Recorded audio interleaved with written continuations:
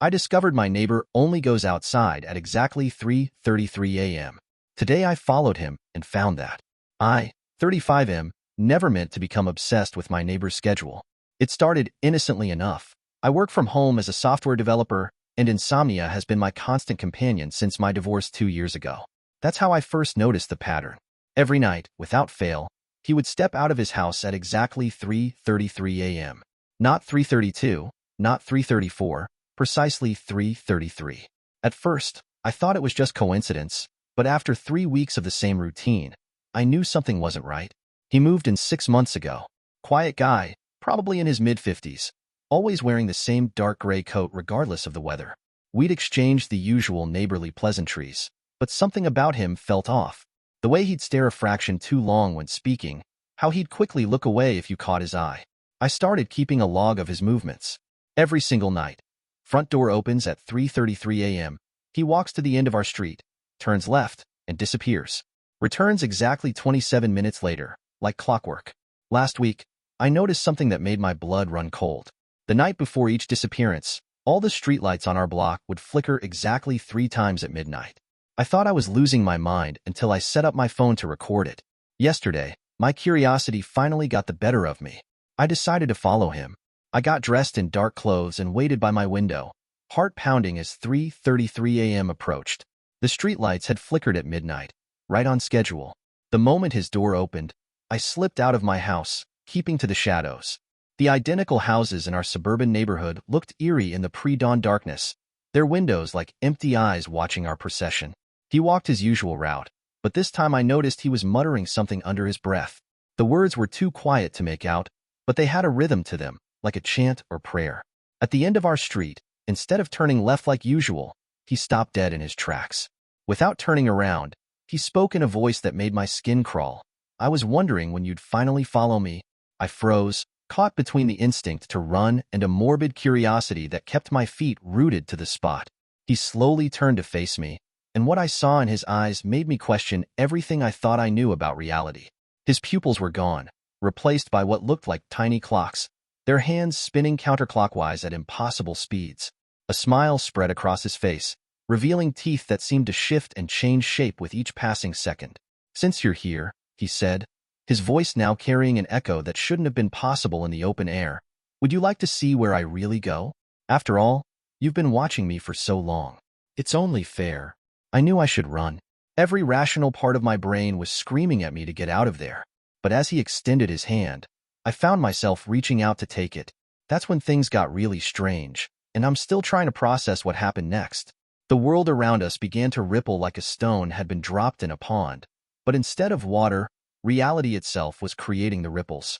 The streetlights bent and twisted, their light stretching into impossible shapes. The houses seemed to breathe, their walls expanding and contracting like lungs. He gripped my hand tighter, and I felt a sensation like being pulled through thick syrup. The last thing I clearly remember before everything changed was looking at my phone. 3:33 a.m. The time hadn't moved a single minute since we'd left our houses. The world reassembled itself around us, but everything was wrong. We were still on our street, but it wasn't our street anymore. The houses were the same shapes, but their colors had changed to shades that shouldn't exist, colors that hurt my eyes when I tried to focus on them. The sky above wasn't dark anymore. Instead, it was filled with what looked like floating clock faces, their hands spinning wildly in different directions. The air felt thick and tasted like metal. "Welcome to what I call the in-between," my neighbor said, his voice now carrying multiple tones, like several people speaking in perfect unison. "This is where time bleeds." I wanted to run, but where could I go? The street stretched endlessly in both directions, the houses repeating in a perfect loop. When I looked back at my neighbor, he seemed taller somehow, his gray coat rippling even though there was no wind. "You see," he continued, "some of us were chosen to maintain the boundaries. Time isn't as rigid as people think. It needs maintenance." He gestured around us. Every night at 3:33, the barriers are at their thinnest. That's when we can step through and do our work. I found my voice, though it came out shaky. There are more of you?" He laughed, and the sound made the floating clocks shudder. "Look around. They're here now." As my eyes adjusted to this impossible place, I began to see them. Shadows moving between the houses, each wearing the same gray coat as my neighbor. Their faces were blurred, like photographs taken while moving, but their eyes were all the same spinning clocks. Time tries to fracture, one of the shadows said as it passed us. We stitch it back together. That's when I noticed the cracks, literal cracks in the air, glowing with a pale blue light. The shadows were moving toward these cracks, reaching into them with hands that seemed to elongate unnaturally. When they pulled their hands back, the cracks sealed themselves. Why show me this? I managed to ask. My neighbor's clockwork eyes spun faster. Because you've been chosen too. We've been watching you since your divorce. That's what set you on this path. When time broke for you personally, haven't you noticed how different time feels since then? How the nights seem endless. He was right. Since my divorce, time had felt wrong, stretched out like taffy. I'd blamed it on depression, on insomnia, on anything that made sense. But standing here in this twisted version of reality, I finally understood what I'd been feeling. The position opened up when the last timekeeper service ended, he explained. We need someone new. Someone who can already feel the wrongness in time. Someone like you. Before I could respond, one of the cracks in the air suddenly widened, spreading like a spiderweb across the sky. The floating clocks began to spin faster, their ticking growing louder until it was almost deafening. It's happening again, my neighbor said urgently. The temporal quake we've been trying to prevent. Will you help us? I watched as the shadows rushed toward the growing crack, their hands reaching up into the fracturing sky. But there were too many cracks and not enough of them. Without thinking, I reached up toward one of the cracks. My hand should have just waved through empty air, but instead, I felt something.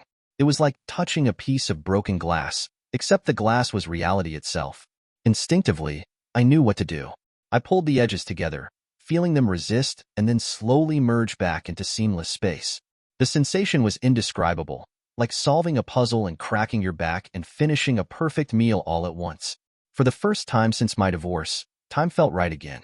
Good, my neighbor said, and I could hear the smile in his multi-toned voice. You're a natural, but this is just the beginning. The quake was a warning. Something bigger is coming, and we need all hands to stop it. I looked down at my hands, which now seemed to shimmer slightly, like heat waves rising from hot pavement. What's coming?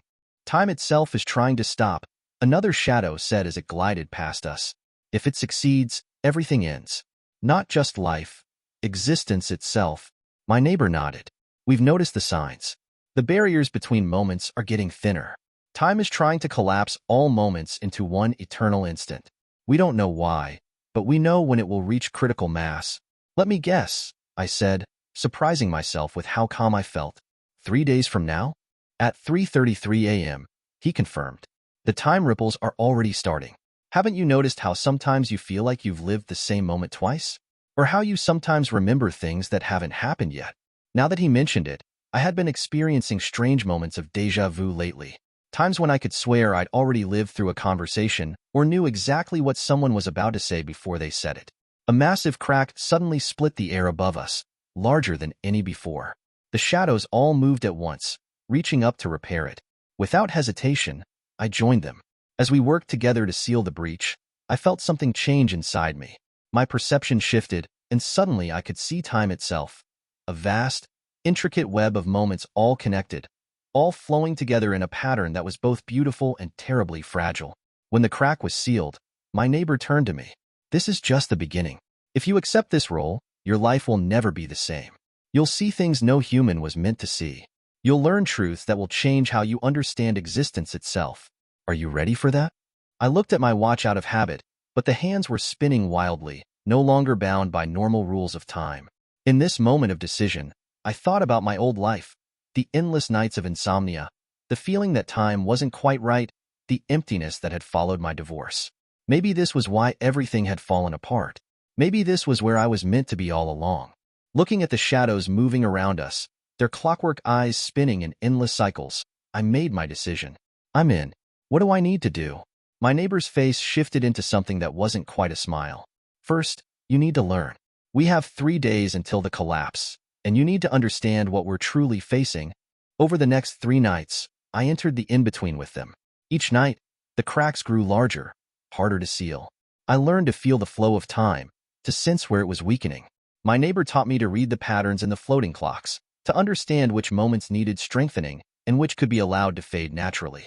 But something wasn't adding up. On the third night, just hours before the predicted collapse, I noticed something in the pattern of the cracks. They weren't random. They were forming a specific shape, like ripples spreading out from a central point. "There's something you're not telling me," I said to my neighbor as we sealed another crack. "These aren't natural fractures in time. Someone's causing them." He was quiet for a long moment, his clockwork eyes spinning slower than I'd ever seen. "You're right.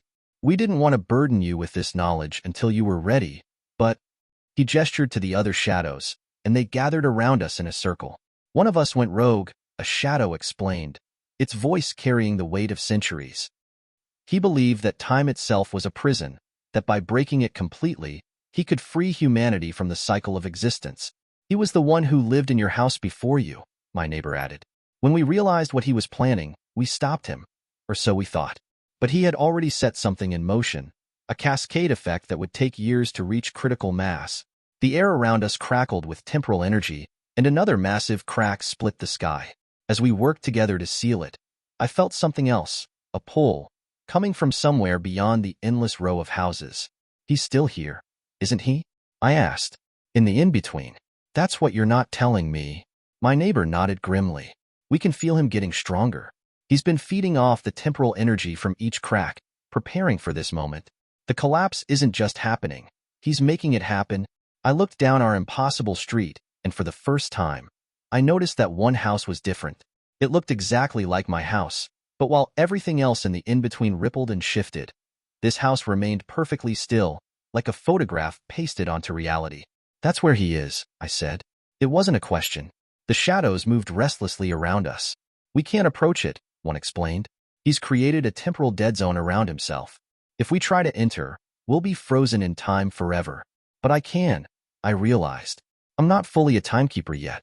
I'm still partly in normal time." My neighbor gripped my arm.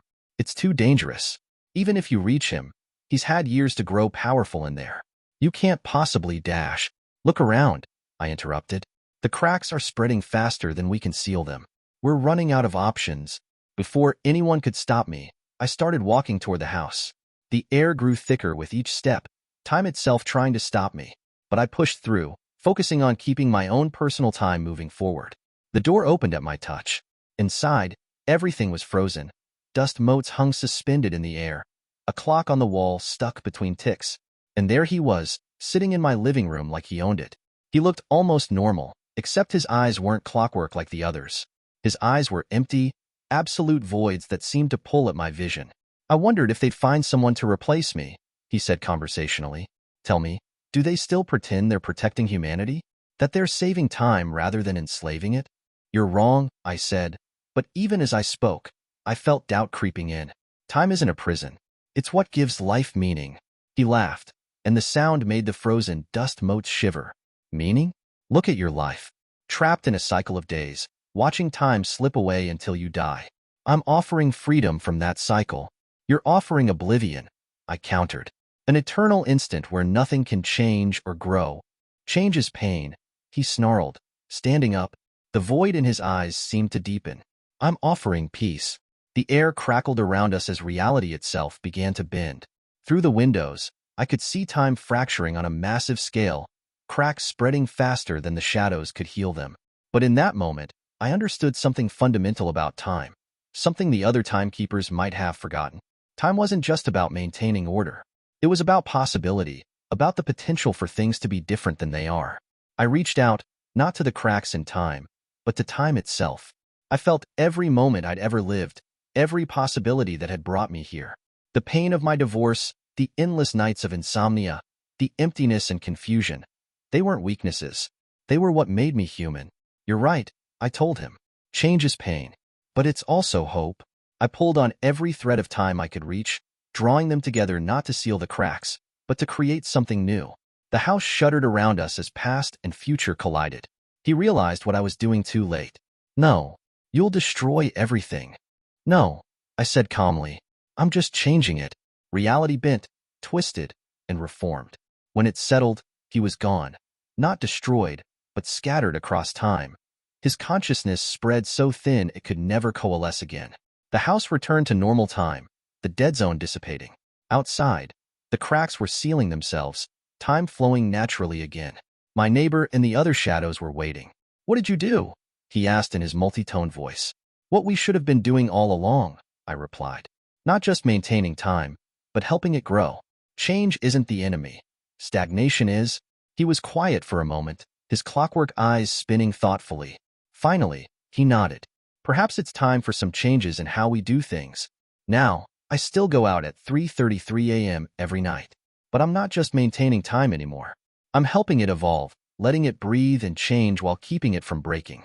And sometimes, on quiet nights, I see new neighbors watching from their windows, their eyes showing that first glimmer of understanding about what time really is. If you're reading this and you've noticed time feeling strange lately, or if you find yourself awake at 3:33 a.m. for no reason, look outside. You might see me walking by. And if you do, well, maybe it's your time to learn the truth too.